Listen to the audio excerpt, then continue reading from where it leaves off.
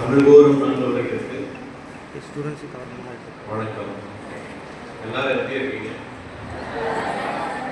இந்த பக்கம் மட்டும் சொல்லுங்க. இப்ப நீங்க சொல்லுங்க. நடுவில் இந்த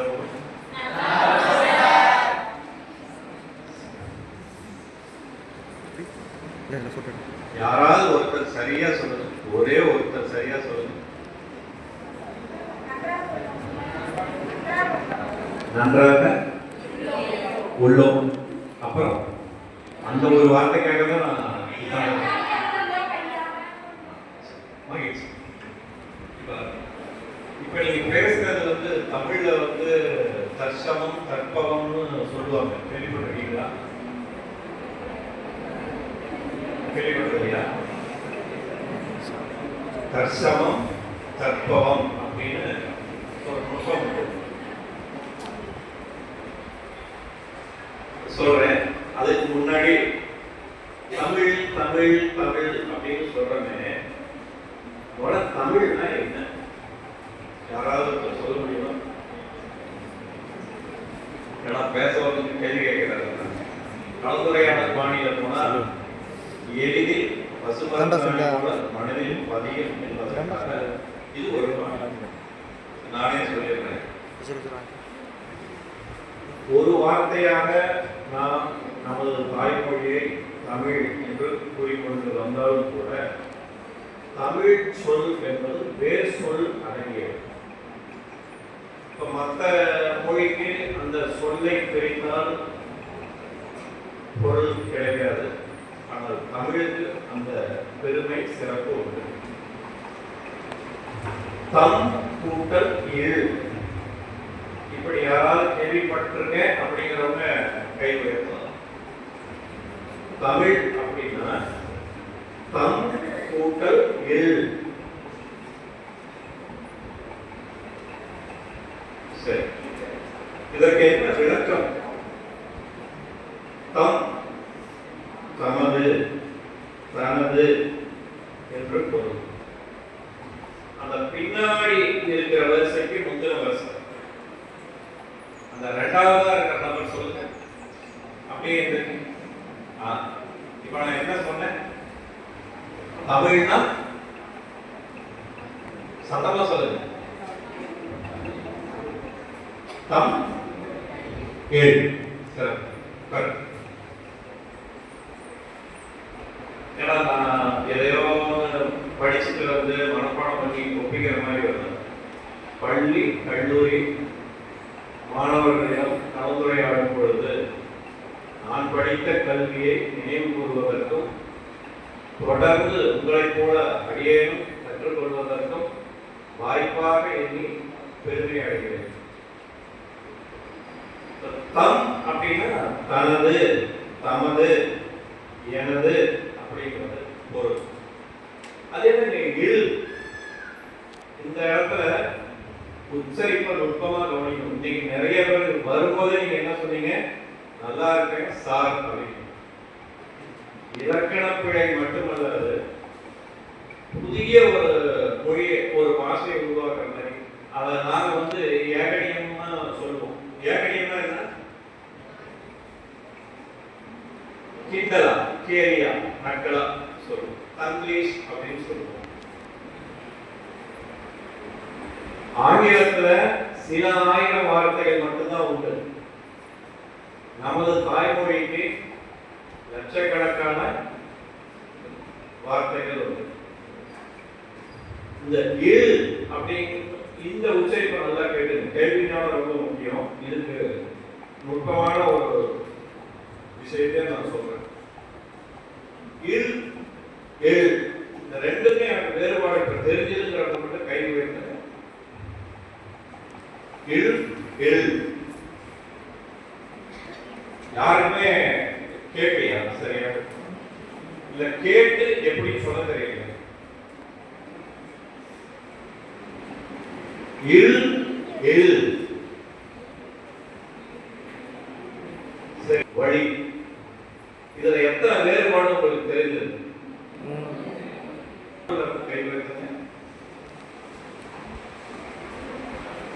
சரி, நீங்களே சொல்லுங்க. என்ன வேறுபாடு தெரிஞ்சது உங்களுக்கு?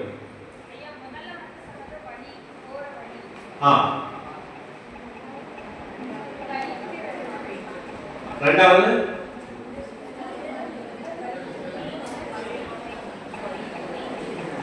அல்லது இப்படி சொல்லுங்க, தமிழ் பற்றியே சொல்லுங்க. சிறப்பு வியாக்கரணத்துல சொன்ன ஒய் அது பாதை. சரி, உட்காரு. வேற யாராவது சொல்லுங்க. என்னங்க?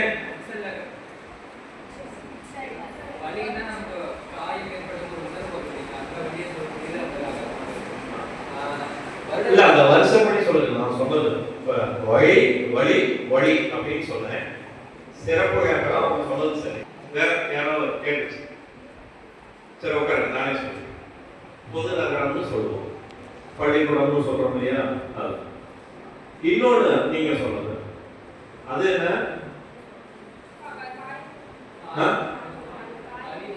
என்னங்க? உங்களுக்கே கேட்காத மாதிரி தமிழ்ல ஒரு கூறு உண்டு, மயமொழி சொற்கள்னு பேரு. நான் பேசுறது எனக்கும் புரியாது, கேட்கறவங்களுக்கும் புரியாது. மயங்கி ஒழிக்கும் தன்மை, அதை பத்தி தான் நான் பேச போறேன். சரி, இல் சிறப்பு,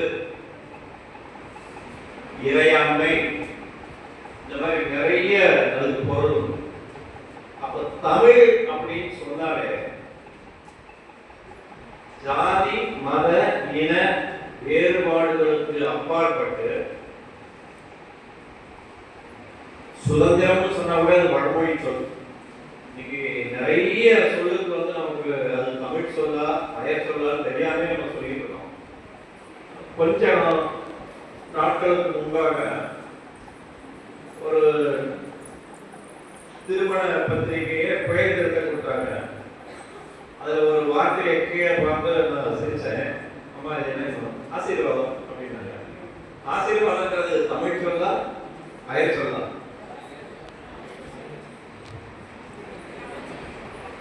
தமிழ் சொல் கேட்டுச்சு.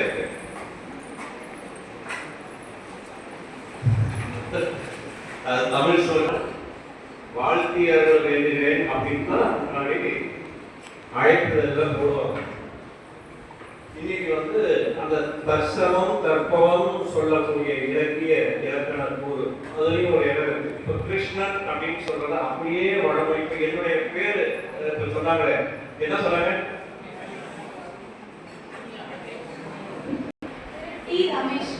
ரமேஷ். அந்த இஷ அப்படியே பயன்படுத்தினா அது தர்சனம். ஆனா தமிழ் படுத்தி சொல் ரமேஷு குமார் அப்படிங்கிறது தமிழ் படுத்தி சொல்றது. லக்ஷ்மி அப்படிங்கிறது என்னன்னு சொல்றாங்க? லட்சுமின்னு சொல்றாங்க. அந்த மாதிரி இப்போ தமிழ் அப்படின்னா தனக்கு பிறருக்கு கட்டுப்பாடு இல்லாத, அதே நேரத்தில் பிறரை பாதிக்காத, நேர் வழியுடன் கூடிய கலாச்சாரங்களாக தமிழ் வார்த்தையா வேற வார்த்தையா? இதெல்லாம் நம்ம அடிக்கடி பயன்படுத்துறோம். இருந்தாலும் கேட்க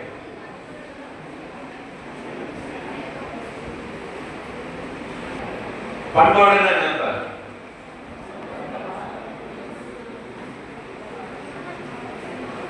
நீங்களே சிந்தனை பண்ணுங்க. தமிழ் மூலமா சிந்திக்க வைக்க வேண்டும் என்பதுதான் எங்களுடைய இலக்கு.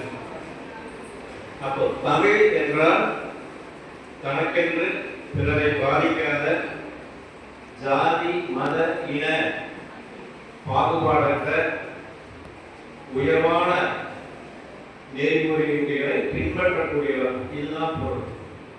தமிழ்நாட்டில் பிறந்திருக்கணும், தாய்மொழி தமிழா இருக்கணும், அல்லது 3 தலைமுறையா அவங்களுக்கு நான் பிறந்திருந்தாதான் தமிழன் அப்படிங்கிறத. தமிழ் அப்படிங்கிறது பொருள் தான். தமிழ் கூட்டல் இல். அடுத்தது முதல்ல நாம இன்னைக்கு தமிழை சரியா பேசுறோமா? இந்த பக்கம் ஒருத்தர் யாராவது ஒருத்தர் நடுவில் சொல்லுங்க, ஒரே பேரை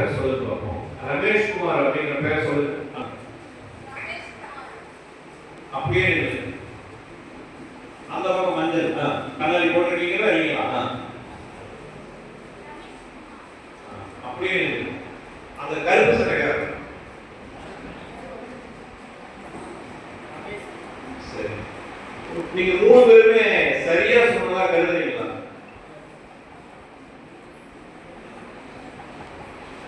நான் தவறுங்க. இப்ப நீங்க எப்படி சொன்னீங்கிறத இப்ப நான் சொல்லி காமிக்கிறேன். மறுபடி எப்படி சொல்லணுங்கிறதே நான் சொல்றேன். எப்படி சொல்லணுங்கிறத இப்ப நான் சொல்றேன். ரமேஷ் குமார் என்ன வேறுபாடு தெரிஞ்சது? அது ரொம்ப சொல்லாதீங்க, அதுக்கு இருக்கிற இடத்துல தான் நாம இருக்கிறோம்னு நினைக்கிறேன். ஆமா, ஓகே.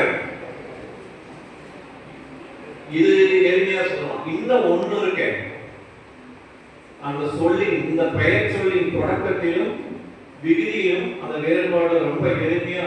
நீங்க எங்க பேருந்து பயணத்தையும் வந்து கைபேசியை நோண்டிக்கிட்டே போனீங்கன்னா டெசிபல் அதிகமாகி கேட்கும் திறன் குறையும். அதை நம்ம எவ்வளவு நல்ல விஷயம் ஆசிரியர் பெற்றோர் சொன்னாலும் கேட்குறீங்களா என்னன்னு தெரியல. அது உங்களுக்கே தெரியும். ஏன்னா மற்ற மாணவர்களுக்கும் உங்களுக்கும் மலையளவு வேறுபாடு உண்டு. என்ன, அவங்க மாணவர் தான், படிச்சுட்டு அப்படியே போயிடுவாங்க. ஆனா நீங்க அப்படின்னா என்ன தெரியுமில்ல? ஆசிரியருக்கு விளக்கம் தெரியுமா? குற்றம் களைவர். இப்போ என்னுடைய பேரை எனக்கு 23 வயது வரைக்கும் சரியா உச்சரிக்க தெரியாது. என்னுடைய பெயரை சரி செய்து கொடுத்தவர்கள் பக்கத்து சேரநாட்டுக்காரர்கள். சேரநாடுனா எது? நீங்க கேரளா. யார் கேரளான்னு சொன்னாங்க? எந்திரிங்க, அவங்களுக்கு கரவடை கொடுங்க.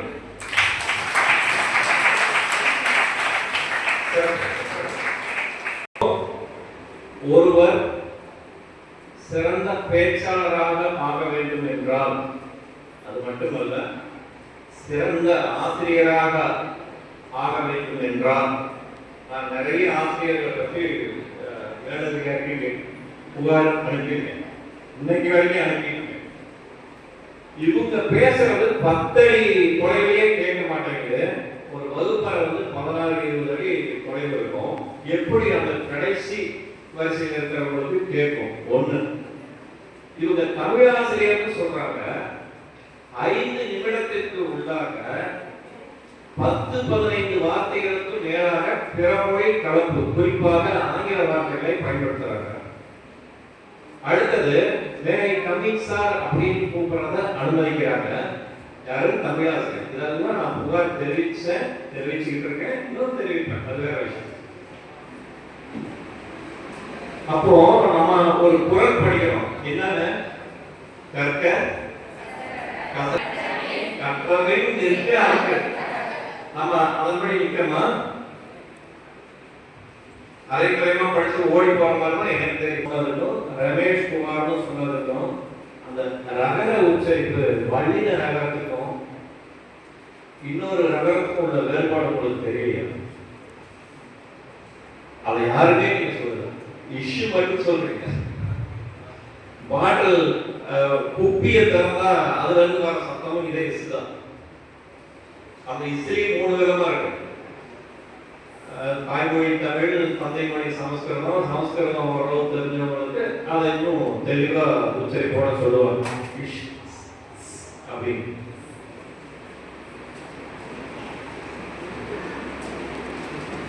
தமிழ்ல எத்தனை இனம் கொண்ட எழுத்து இருக்குது? சிறப்பு. சொன்னவரே சொல்லுவோம். வேற யாராவது 3 எழுத்து கொண்ட அந்த ஒரு வார்த்தை இடையில என்னங்க? பட்டசர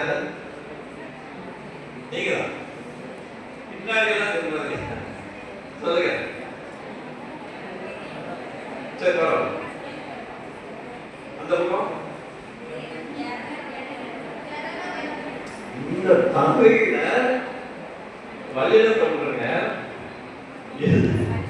இடையிலும் அதான் என்னது? அப்புறம் இன்னொரு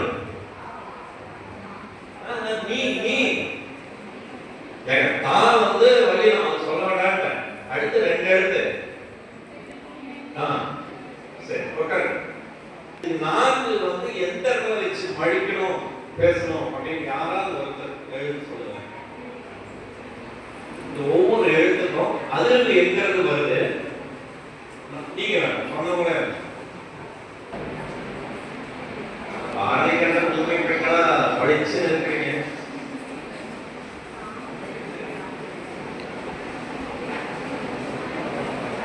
நானே சொல்றேன் இது இல்லைங்க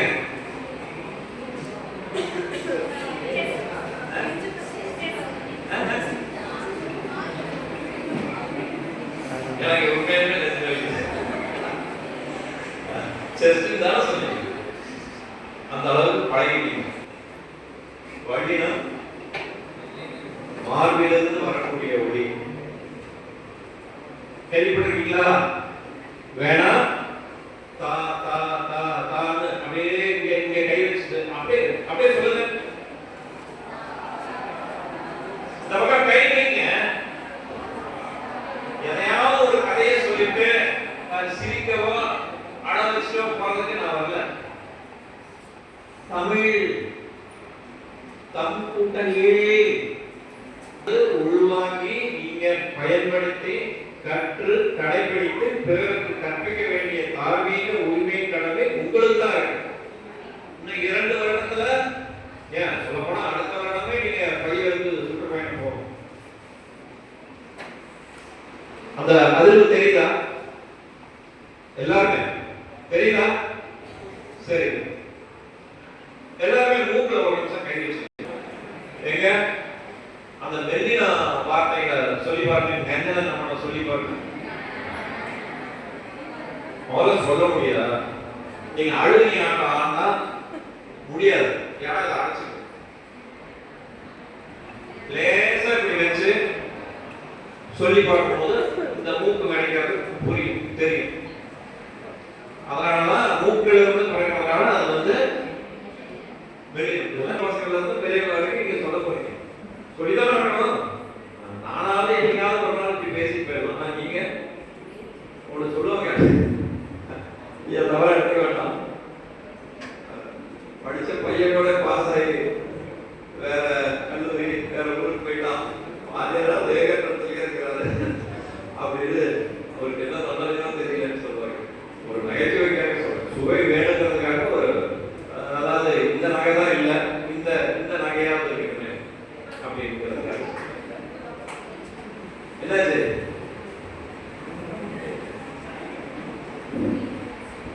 அப்ப வள்ளினம் மெல்லினம் இடையினம் இதுல மயங்கொழி சொற்கள் அப்படின்னு சில எழுத்து இருக்கு. எனக்கு அது தெரியுறவங்க யாராவது ஒருத்தர் சொல்லுங்க. இப்ப சொல்லுங்க. இன்னொரு மைக் இருக்கா ஒளிபரப்பி அது அப்படியே மூவிங்ல கொடுங்க. உங்களுக்காகவே நானும் கொஞ்சம் தங்கி பேசுறேன்.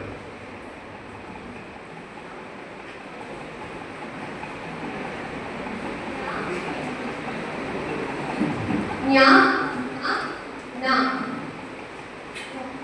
ஆ லா ரா ரா ரா. எழுத்து சொன்னீங்க, ஆனா சரியா சொல்லுங்க. இன்னொரு முறை சொல்லுங்க.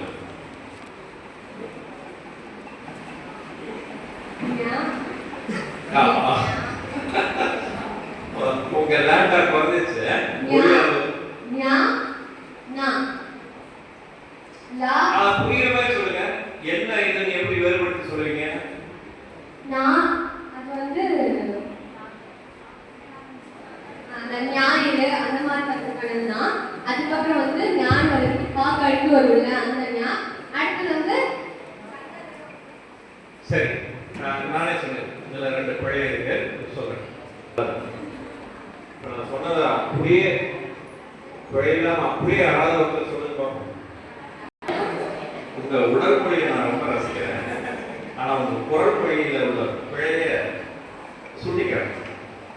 கணக்கு எனக்கு வராது. இந்த இடத்துல இப்படி சொல்லுவீங்க. யாராவது ஒரு சத்தம் வந்து என்ன சொன்னீங்க? ஏன் கண்ணகரம்னு சொன்னாங்க? கூட்டத்தில் போயிட்டா போட்டது போதும். ஒருத்தர் சொன்ன போது அது கூடுதல் கவனிச்சு கேளுங்க.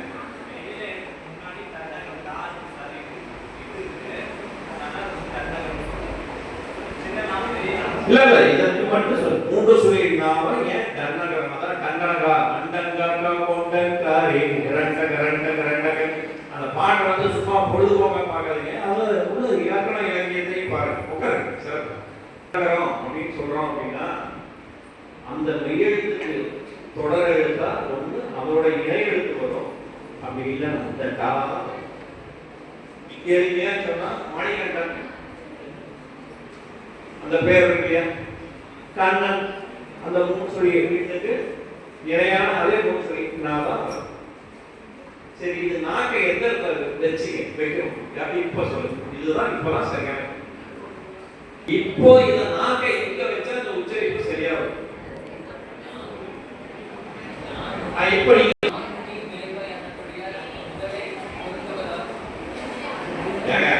படிச்சது அப்படியே மதிப்பெண் என்ற பாணியிலேயே சொல்றீங்க.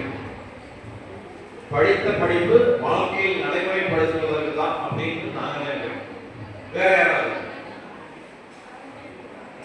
சரி, சிறப்பு ஏற்காலத்துக்கு நாக்கை எங்க மடியும்? எனக்கு ஜீவனா தொட்டு இப்படி சைல காமிச்சாவே போயிடலாம். அதாவது அங்க என்னென்ன எழுத்து இப்ப அவங்க சொன்னதுல வந்து அவங்க ஞாபகம் சொல்லிட்டாங்க.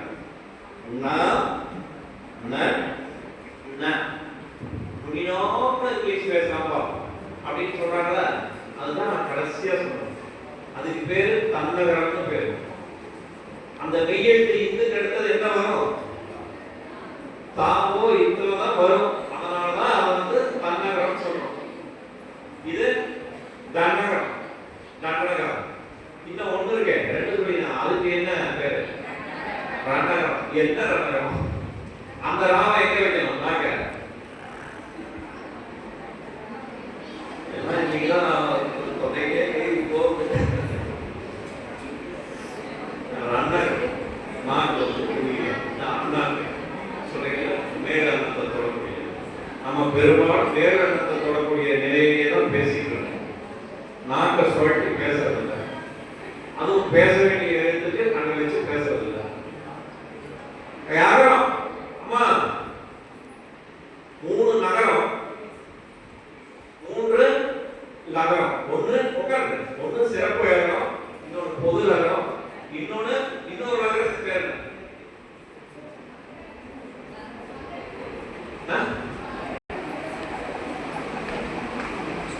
வேற வேற மாதிரி எப்படி சொல்லலாம்?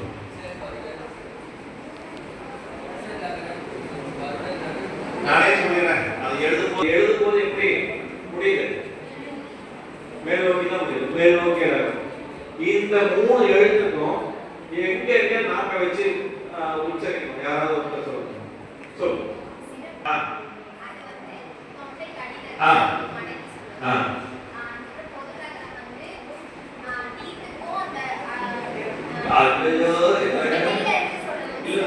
ஒரு வார்த்தை சொல்லுங்க.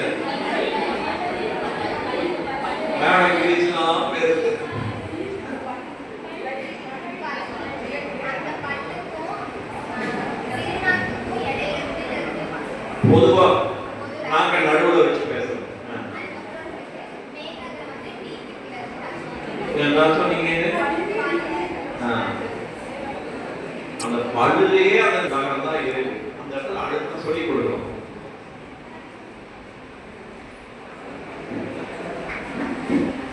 அப்போ இப்ப சொல்லுங்க. மூன்று சொல்லினா இரண்டு சொல்லி தன்னகம். அடுத்தது ரகரம், ரகரம்,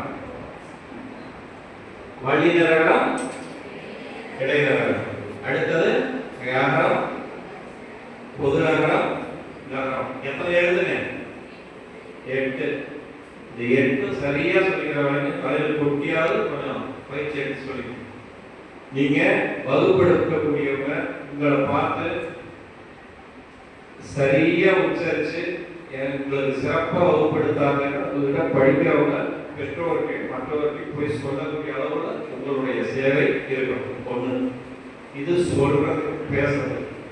தமிழ்ல சொல் அப்படின்னு ஒரு வார்த்தைனாலும் இடத்துக்கு தகுந்த மாதிரி அது நிறைய வார்த்தைகள் வரும். கூறினார் அப்படின்னு சொல்றாங்க, கூறு அப்படிங்கிறாங்க. அப்படின்னா என்ன? பகிர்தல், விளம்புதல், சாற்றுதல், இதெல்லாம் கேள்விப்பட்டிருக்கீங்களா?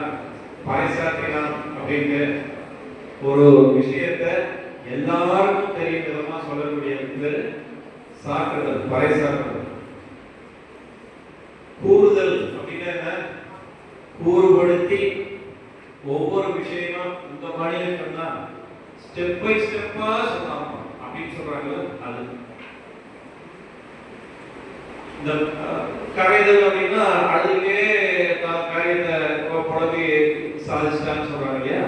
அது அப்போ சொல்லும் போது மயமொழி சொற்களில் கவனம் செலுத்தி உங்களுடைய உச்சரிப்பை மேன்மைப்படுத்தி தற்சமம் தற்பவம் என்பதையும் நினைவில் கொண்டு பிறமொழி கலப்பின்றி எளிய தமிழை தனித்தமிழாக பேசுவது தமிழுக்கு நாம் செய்யும் சேவை. அதே மாதிரி சொல்லதிகாரம் இருக்கு. அடுத்தது எழுத்ததிகாரம். இந்த எழுத்து எழுதும்போது நம்ம எல்லாருக்குமே நாம் உட்பட வரக்கூடிய பெரிய தவறு, நிறைய தவறு வர்றது என்னன்னா ஒற்றுப்பிழை. அதால சந்திப்பிழைன்னு சொல்றோம் இல்லையா? அதுக்கு என்ன விதிமுறை?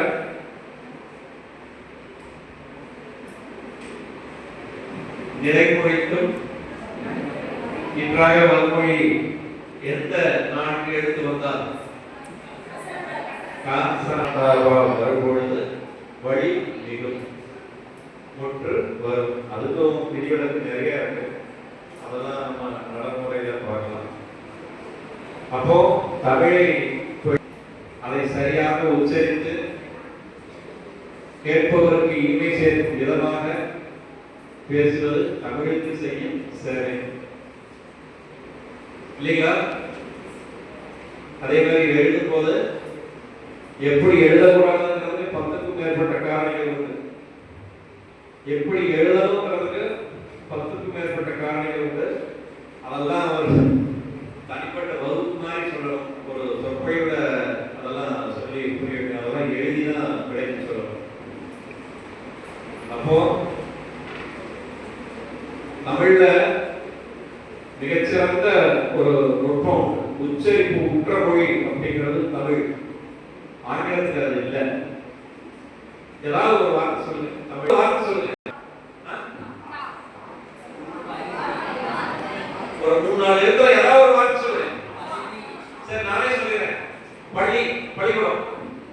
ஏதோ பா இல் லி பள்ளி. இதே ஆங்கிலத்தில் எழுதுங்க எப்படி? இப்படி இப்ப சொல்லுங்க. சரி, அப்படி பேர் வச்சு ஒவ்வொரு எழுத்தா சொல்லி பாருங்க. அங்க வருதா? உச்சரிப்பு வருதா? தமிழ் மட்டும்தான் வரும், ஆங்கிலத்துக்கு வராது. அதே மாதிரி தமிழுக்கு இன்னொரு சிறப்பு இருக்கு. ஓரெழுத்து ஒரு மொழி அப்படின்னு. வா, போ, பூ, நீ, தா. ஆங்கிலத்தில் ஏதாவது இருக்கா?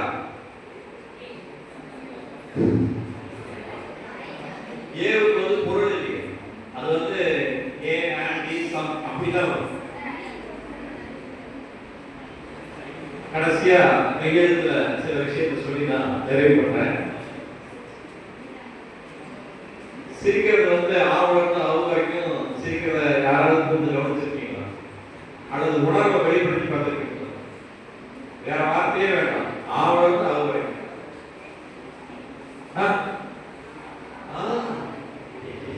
அதுக்கு சிரிப்புன்னு சொல்றாங்கல்ல. அடுத்தது